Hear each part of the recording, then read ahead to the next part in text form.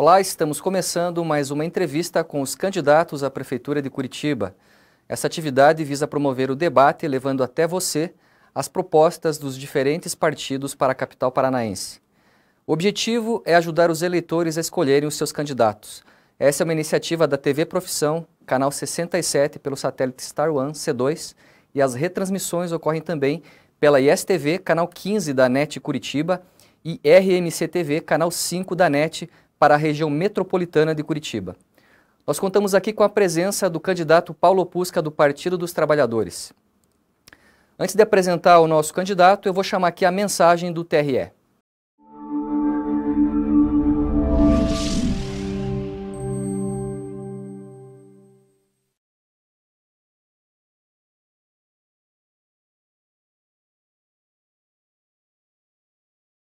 Em nome da Justiça Eleitoral do Paraná, eu cumprimento todos os seus juízes, servidores, colaboradores e especialmente aqueles que irão atuar como mesários no dia das eleições. Sem esquecer, é claro, dos cerca de 8 milhões de eleitores paranaenses. Afinal, é para os eleitores que a Justiça Eleitoral trabalha. Mesmo em tempo de crise decorrente da pandemia, que atingiu toda a humanidade, como vivemos em um país democrático, temos a responsabilidade de, com todos os cuidados necessários, realizar as eleições.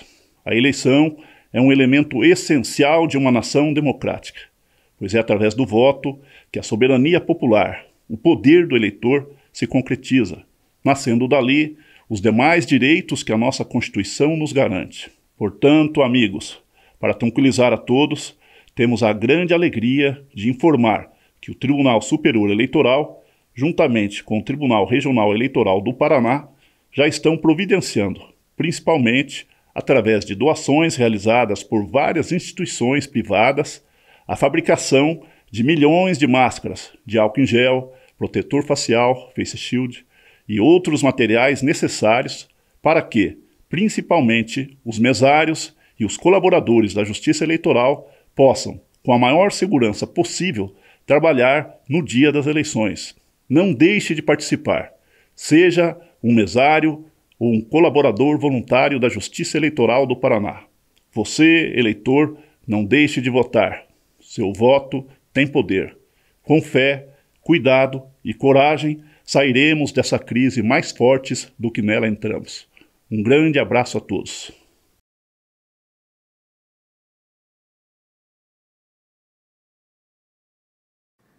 Paulo Opusca tem 43 anos, é advogado, mestre e doutor em Direito, é professor de Direito e Processo do Trabalho e professor permanente do Programa de Pós-Graduação em Direito da Universidade Federal do Paraná.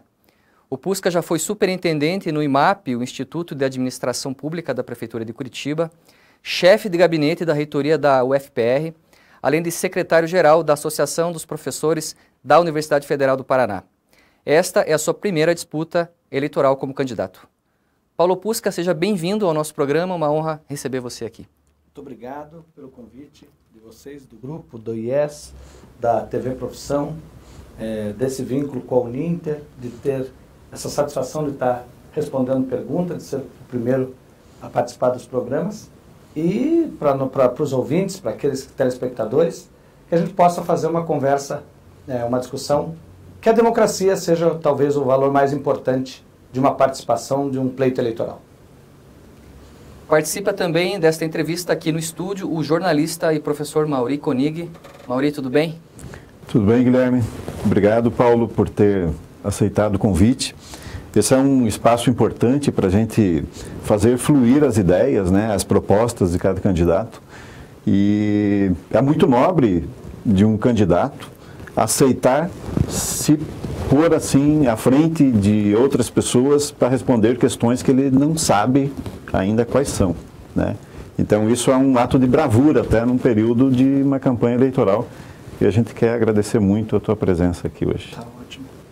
Também compõe o time de entrevistadores com perguntas gravadas os seguintes nomes: Roger Pereira, jornalista da Gazeta do Povo; João Guilherme Frei, jornalista do Congresso em Foco; Felipe Oliveira, diretor de comunicação da Câmara Municipal de Curitiba; Maureen Luque, jornalista do Plural.net; Rogério Galindo, jornalista também do Plural.net; Manuel Ramires, jornalista do Porém e do Senge; Kelly Ambrosio, jornalista da TV Profissão. Também participam conosco aqui o jornalista Alexandro Teixeira, do Livre.jor e professor da Uninter. Também a professora Maura Martins, também jornalista da Escotilha e professora da Unibrasil. Doacir Quadros, cientista político e professor da Uninter. Aquiles Batista, professor de marketing e também profissional de marketing e professor também da Uninter. Lucas Máximo, cientista político e professor da Uninter. E lembrando que todos os 15 candidatos à Prefeitura de Curitiba foram convidados para participar desta entrevista oficialmente por meio das suas assessorias de imprensa. Eles terão, portanto, 40 minutos e as entrevistas estão sendo gravadas presencialmente, mas também se garantiu a possibilidade dos candidatos fazerem e participarem desta entrevista remotamente, tendo em vista os riscos de contágio pela Covid-19. Nós vamos então à primeira pergunta. Eu passo aqui a palavra para o meu colega Mauri Konig. Vamos lá, Mauri. Então, Paulo, o que você teria... Bom, historicamente, a gente sabe que o Paraná como um todo, e Curitiba em particular, sempre foi um grande desafio para o Partido dos Trabalhadores. Chegou muito perto de ganhar a eleição com Ângelo Vagnoni, mas não conseguiu. E então a capital paranense ela representa esse desafio, né, para o PT, algo muito particular. E daí eu te pergunto, o que o senhor como candidato tem para oferecer de diferente do que os candidatos anteriores do PT, que seja capaz de convencer o eleitor curitibano, e também o que o senhor teria a mais do que os outros candidatos que concorrem com o senhor nesse pleito agora a oferecer, que consiga convencer o eleitorado curitibano de que agora é a vez do PT e que o PT vai fazer diferente na Prefeitura de Curitiba. Mauri, obrigado pela pergunta. É bastante interessante a oportunidade de falar sobre esse tema. Eu acho que eu vou responder mais olhando para você, um pouco aqui olhando para você. Se a gente for pensar o contexto, você falou do Ângelo. O Ângelo Vagnoni foi candidato 3 vezes a prefeito. Em 96 ele é candidato a primeira vez ao prefeito, o vice dele é o Gomide. Em 2000 ele é candidato a prefeito naquela eleição que ele quase ganha do Castaneguchi, ele chegou a abrir 20 pontos na frente. E em 2004 do Beto. Né? Foram as 3 oportunidades. Mas note que é um crescente brasileiro. Né? Se você lembrar, em 98, você tem família gaúcha, foi o ano que o Olívio vira governador do Rio Grande do Sul. Uhum. Então, aquele contexto, daquele Brasil, que vinha de uma crise, de um modelo econômico depois do real, que do ponto de vista do real recupera um pouco a economia, mas do ponto de vista da carestia, do congelamento dos professores, um contexto de crise econômica parecido, a crise é mais profunda hoje, traz, por exemplo, uma candidatura do Vagnoni que ganha musculatura para em 2000 ter o desempenho que teve, lembrando que em 2002 é o ano da eleição do Lula. Então, um crescente que acontece. Né? Nós estamos vivendo um momento agora de uma crise muito grande, causada pela pandemia, mas causada fundamentalmente pela questão econômica. O Brasil vive talvez um dos seus piores momentos de economia para a classe trabalhadora em média. Isso é importante a gente trazer. O PT tem uma proposta clara para a classe trabalhadora em média. No período que o PT governou o Brasil, foi o período que o Brasil teve a sua economia mais forte, mais pujante. 2014 é o ano que o Brasil tem, de fato, aquilo que a gente chama de pleno emprego, condição de pleno emprego. Depois vem várias crises econômicas, etc., que afetam essa situação. Depois vem um golpe, né, na presidente Dilma, que hoje é reconhecido como golpe, mas que na época era um impeachment por várias razões aí, que uma narrativa cria, mas que a gente percebe depois que tem relação direta com o projeto de desenvolvimento brasileiro.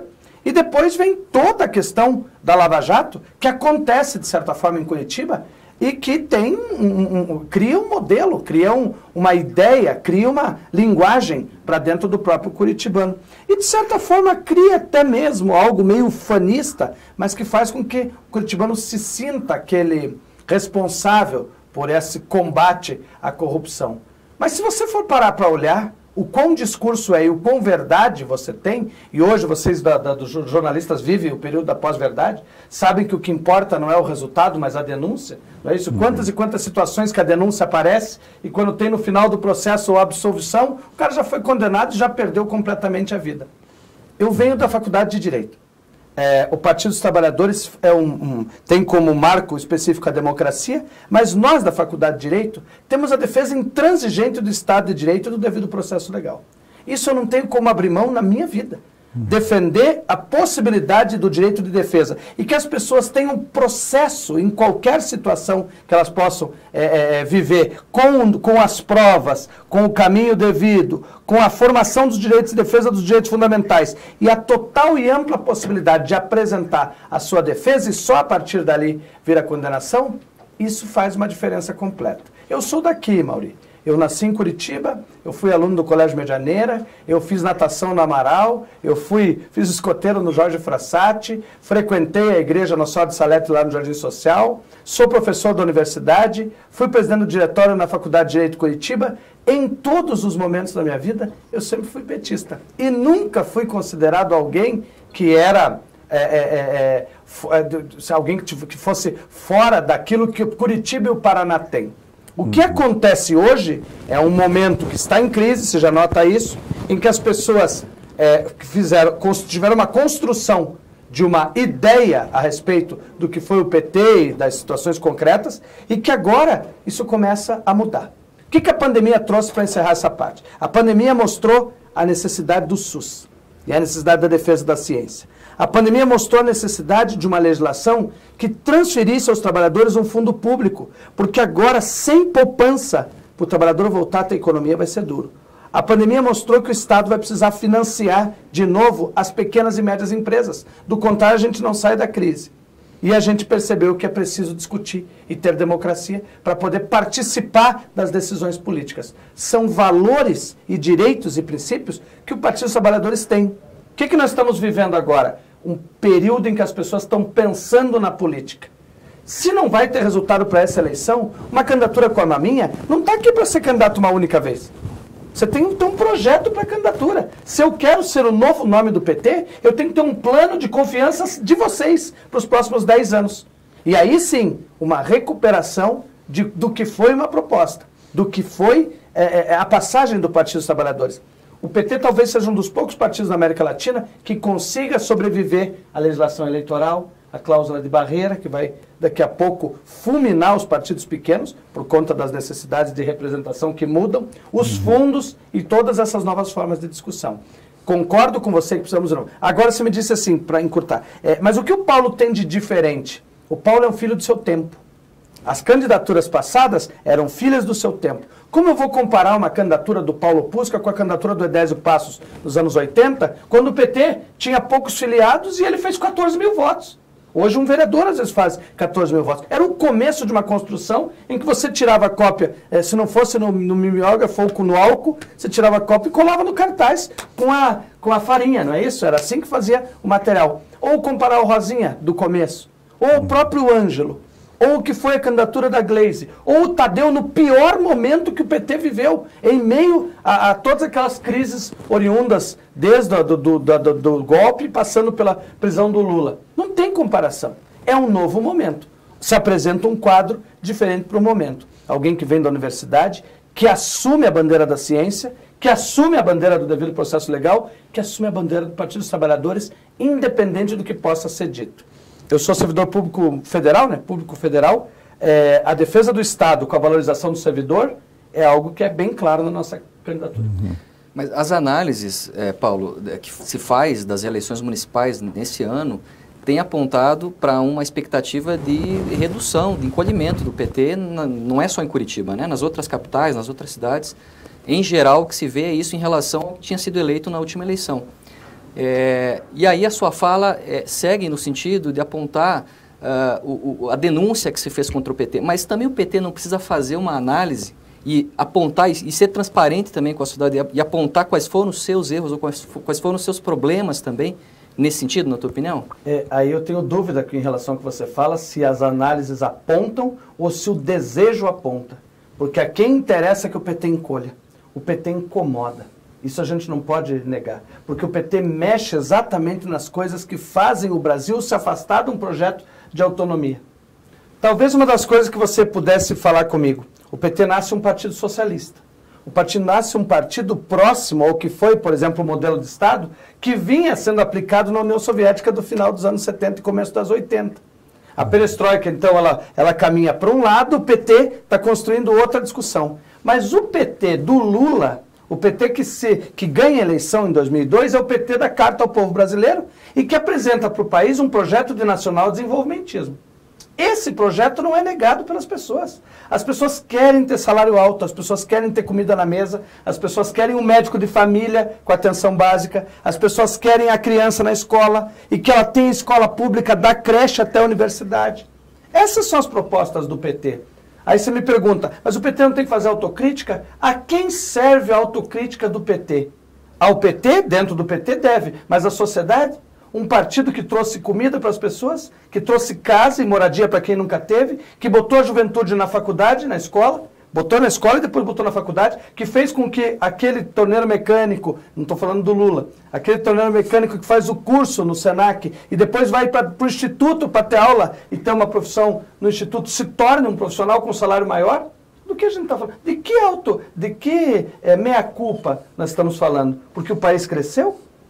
A Dilma foi deposta, a Dilma sofreu um golpe porque a Dilma enfrentou interesses externos. Foi o erro da Dilma? Não sei se eu posso dizer que é o erro da Dilma. Eu não quero aqui fazer um discurso polianesco, mas teve um momento específico, você vai lembrar disso, que o Brasil está dentro dos BRICS, desenvolvendo uma atividade específica com liderança, e aparece uma decisão para ser tomada em relação ao controle de emissão de poluição no mundo. E os Estados Unidos forçam o Brasil para que o Brasil possa fazer com que isso seja feito por empresas privadas e grandes corporações. O Lula se nega a fazer isso. Qual é a consequência posterior? Isso a gente precisa pensar. Isso está dentro do contexto do impeachment e do golpe. O Brasil cresceu e incomodou. O pré-sal é um valor da humanidade.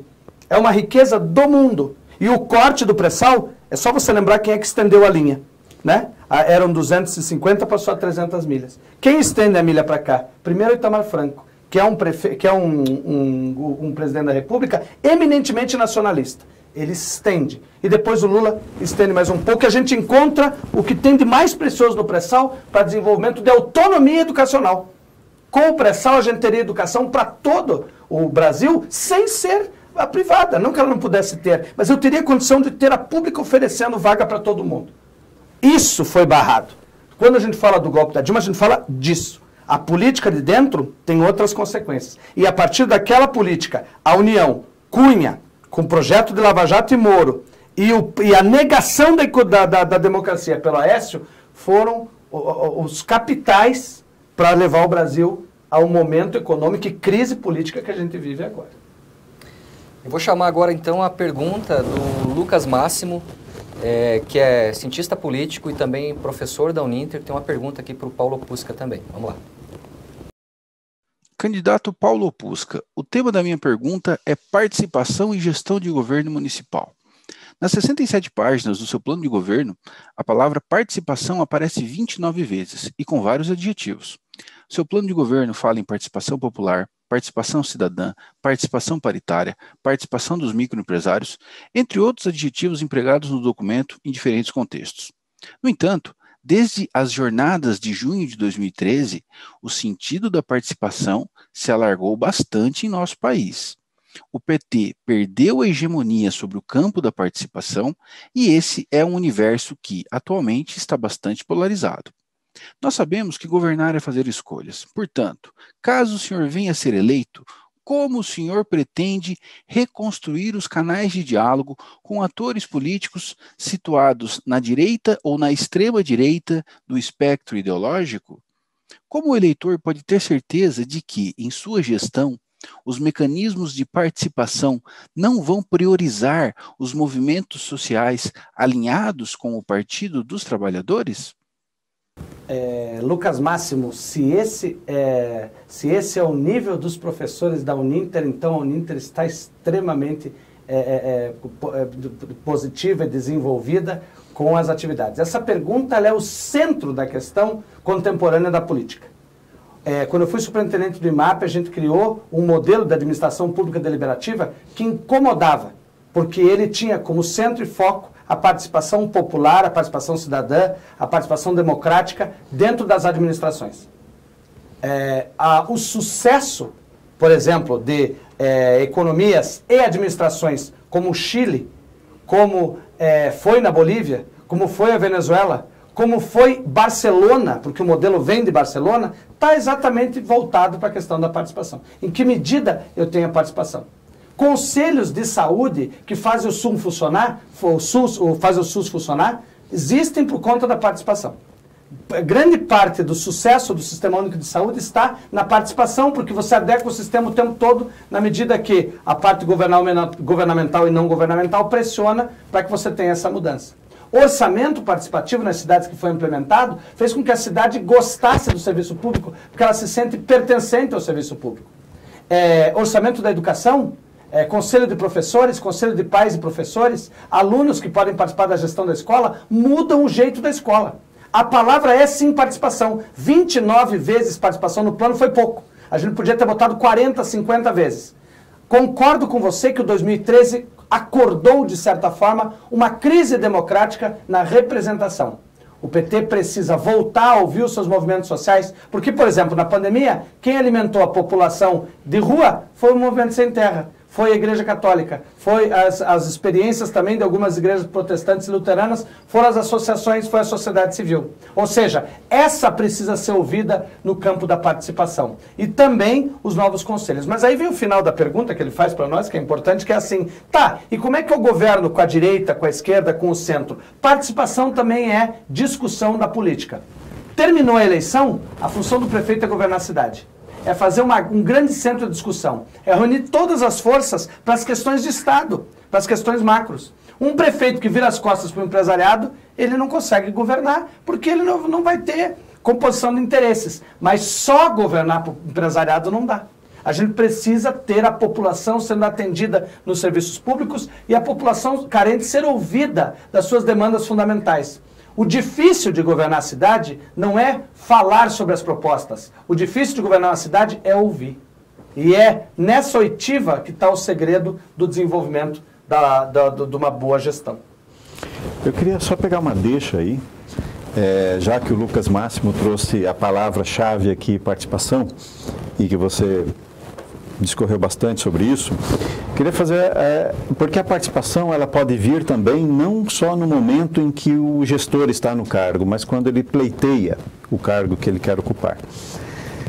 E assim, você comentou antes sobre esse lastro histórico, esse na tua percepção, o avanço, né, que o PT foi tendo e é perceptível na sociedade brasileira, né, o avanço que o PT teve desde sua criação, enfim. Aqui em Curitiba, com alguns avanços, depois alguns retrocessos, enfim, eu estou falando em números eleitorais, né, de votos, enfim. Então, uma leitura que eu faço nós temos 16 candidatos concorrendo, né, à Prefeitura de Curitiba. E a gente sabe que tem candidaturas inviáveis, candidaturas que partem do zero e vão talvez não sair do zero, né? E tem, de outro lado, um candidato que já parte com uma larga vantagem, porque está no poder. Então, ele tem alguma coisa já na prática para mostrar para o público. E diante dessa dificuldade, né, histórica do PT de chegar à Prefeitura de Curitiba, outros partidos de esquerda, eu te pergunto assim, qual que é a dificuldade de participação, por exemplo, para usar a palavra-chave, então, de partidos de esquerda em Curitiba, que comungam, né, de muitas coisas em comum. Qual que é a dificuldade de se juntar para ganhar uma massa corporal maior a ponto de conseguir ter alguma chance na disputa eleitoral diante desse candidato que já saiu na largada?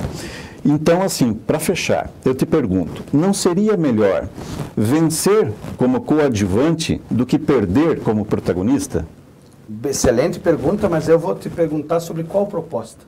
Além da tua pergunta, tem uma coisa por trás. Sobre qual proposta? Qual coadjuvante e qual protagonismo? Por quê? Primeiro, qual a explicação para o PSOL, Rede, PSTU, PT, e vou incluir o PDT nesse momento para você entender minha análise, tem de ter candidaturas em separado, PV. Para os pequenos, a possibilidade de eleger um vereador, o que é legítimo. O PCdoB quer voltar para a Câmara Municipal. O PSOL quer pela primeira vez tentar um candidato a vereador e eleger um vereador. Legítimo, sobrevivência dos seus partidos. Se junta numa coligação, naturalmente, como o PT é um partido forte, eu posso engolir uma cadeira que seria a cadeira deles. Esse é um detalhe. Então tem legitimidade para apresentar a sua proposta e a diferença. Com o PDT, a primeira coisa que o PT fez foi propor a frente de esquerda.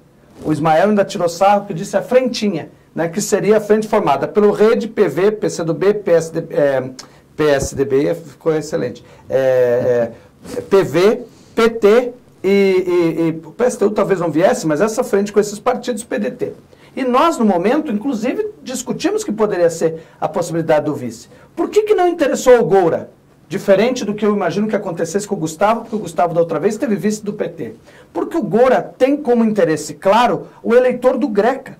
O Goura não tem uma proposta específica de uma visão de Estado social que defenda esse legado do PT, fundamentalmente aquelas bandeiras específicas que entram no problema, inclusive, do antifascismo, que entram no problema da necessidade da defesa radical da democracia. Em alguns momentos, essa bandeira fica uma bandeira plástica. Sabe, você não tem clareza sobre a posição a ser tomada. Por que ele não foi no debate na Praça da Espanha? Essa é uma pergunta, onde você está questionando esse valor que é a democracia. Então, veja, aí você começa a ter uma clareza do qual é o objetivo dessa candidatura. Nós não temos nada, é uma bela candidatura, não temos nada contra, mas nesse momento o que é contra é, o PT tem uma postura clara. Eu vou te dar um exemplo, o que é a questão da nossa diferença radical. O Goura defende o modal bicicleta, mas ele não defende quem pedala por migalha.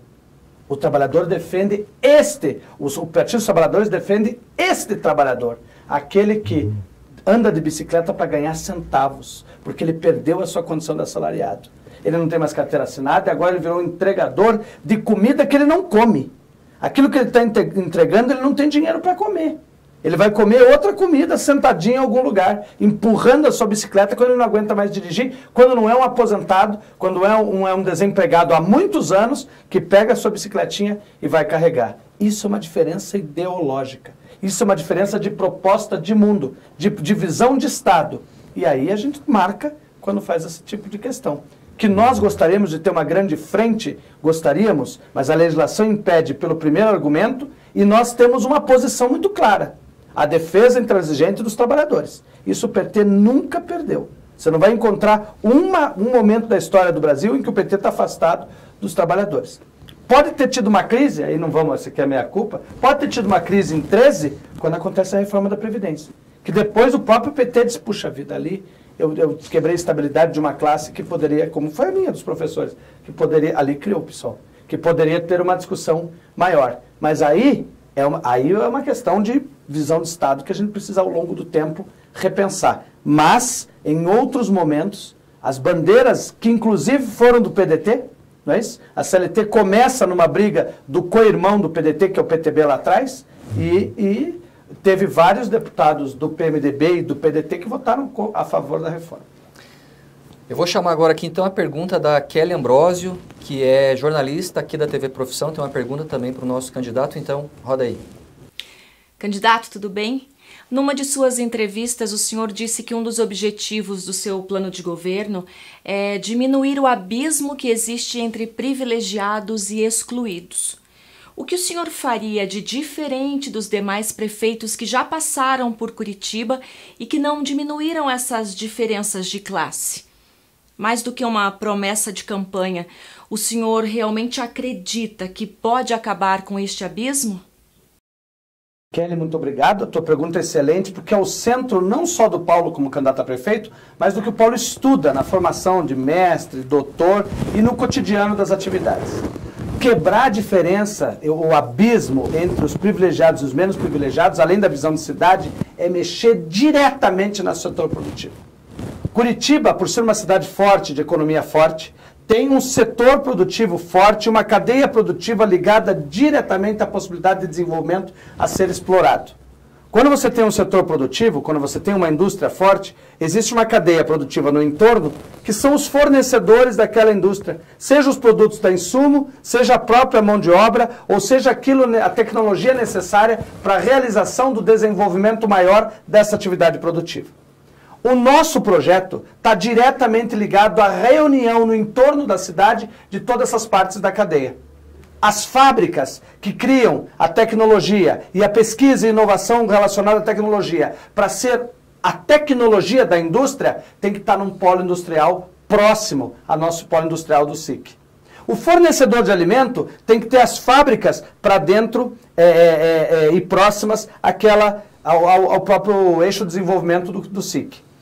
A mão de obra precisa viver perto, para não gastar R$5 de ida e R$5 de volta para poder pegar o ônibus para ir trabalhar. Então, o eixo de desenvolvimento de moradia tem que estar próximo ao SIC. Quando eu faço tudo isso reunido, e aí não é num arranjo produtivo, mas sim numa cadeia do setor, eu desenvolvo a cidade diminuindo o custo de logística, diminuindo o custo de transporte, melhorando o salário e reinventando o modo de produzir na indústria.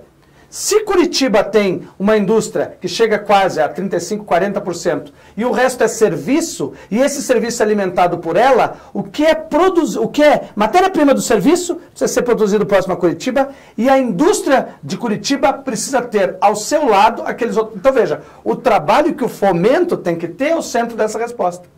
O fomento de Curitiba não pode terceirizar a sua atividade. Do lado da Petrobras, onde era antigamente a Ultrafértil, tem uma empresa fechada. Uma empresa química fechada ao lado da Petrobras significa importação de produto para o agronegócio que nós produzíamos. Se dentro do nacional desenvolvimentismo brasileiro nós inventamos o processo de substituição de importações e o Getúlio levou o Brasil à quarta, quinta economia com aquela economia daquele setor industrial, por que não é possível? Eu não estou falando de uma proposta que está fora do Estado Social. Eu estou falando de uma recuperação da economia, onde você investe no desenvolvimento de um setor e cria um polo produtivo industrial forte. Isso é o que, por exemplo, está fazendo, a proposta forte, pelo Maranhão, o Flávio Dino. Não é uma referência a ser dita? É, porque no entorno dele estão todos os arranjos produtivos desse setor. Lá próximo a ele está o Mato Piba, que é uma nova área, estão dizendo que é a nova Califórnia do Brasil. É por aí. Continuo, respondo nas próximas, não tomar todo o teu tempo. Candidato, eu dei uma olhada no programa de governo de vocês e uma das coisas que aparece muito fortemente no material é a defesa da moradia, né? Vocês citam, inclusive, lá a existência de 38 mil pessoas na fila, né? De 38 mil famílias na fila da Coab hoje. Sim. E para resolver o problema, vocês estão propondo a destinação de 2% do orçamento do município para habitação, né? Se nós considerarmos que 2021, o orçamento de Curitiba vai ser de 9 bilhões, que aliás está em queda, né? Mas por causa da situação da pandemia e tal. E se nós pegarmos 2% desses 9 bilhões, vamos chegar ao cálculo de 180 milhões de reais. Mas a sobra prevista para 2021, considerando o gasto que se tem com educação, com saúde, com folha de pagamento, com previdência de funcionário, enfim, com todos os custos que a prefeitura já tem, chegam a 121 milhões. Então, quer dizer, a princípio, a impressão que a gente tem é que não sobra dinheiro para investir também em habitação. Que políticas, que propostas, de que maneira a gente pode viabilizar políticas como essa, justamente para essa população? Veja, o prefeito tem que ter prioridade. Tem que escolher o que ele quer resolver primeiro. E resolver a moradia é prioridade em qualquer governo que tem como marca o Estado Social, porque ela resolve a casa da pessoa. A pessoa passa a ter habitação. E a partir da habitação, se ela não tem o gasto com a habitação, seja aluguel, ou seja qualquer outro tipo de gasto, que inclusive morar na rua, porque dela não vai ter nenhuma situação de possibilidade, eu tenho o começo. Na nossa vida, nesse ponto, tem que pensar no que vocês fizeram quando compraram a casa. Vamos pensar junto aqui. Na nossa vida, quando foi que começou a sobrar dinheiro? Em qualquer uma das nossas. Eu terminei a faculdade, depois que casei a primeira vez, tive anos, se não era aluguel, pagamento da casa, mensal da casa. Não sobrava absolutamente nada. No momento que a casa passou a ser minha, que eu adquiro a casa e esse dinheiro passa, ele vai a um destino.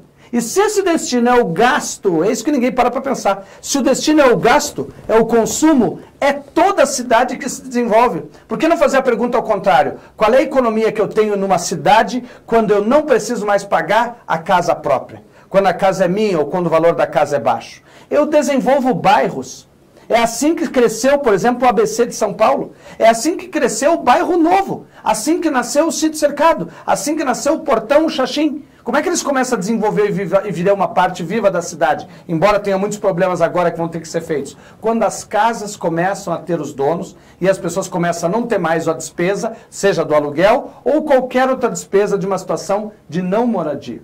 Como resolver o problema? Primeiro que a Coab não pode ser uma imobiliária do Estado. Ela precisa ser uma secretaria. Então é criar a Secretaria de Habitação. Não pode ter Secretaria de Habitação que não seja relacionada ao desenvolvimento social. Então o trabalho do desenvolvimento social, das pessoas em situação de rua que a gente vê dentro da FAS, tem que estar diretamente coligado à atividade da Secretaria de Habitação. A Secretaria de Habitação tem que ter o controle sobre todos os sistemas de assistência que desde a legislação que o governo federal, no governo do PT, estabelece, com a Márcia Lopes, já tem, e isso tem que ser marca dentro da habitação. Eu tenho que ter qualidade nessa habitação. Também tem isso, porque vários equipamentos entregues depois do Minha Casa Minha Vida precisam ser reestabelecidos para manutenção, para que eu não tenha, daqui a pouco, um lugar que com o tempo não consegue ser habitável. Isso a gente tem que tomar um cuidado também. E você, só quando você comentou, os destinos são diferentes, né? São rubricas diferentes. Você não tem como misturar, por exemplo, o que é o custeio, do que é verba de capital, do que é salário. Então, isso aí acaba gerando, às vezes, uma confusão. Eu tenho que ver de onde eu tiro. Mas não é só, para habitação popular, não é só de um orçamento que você tem. Não é só o resultado do tributo que gera o orçamento.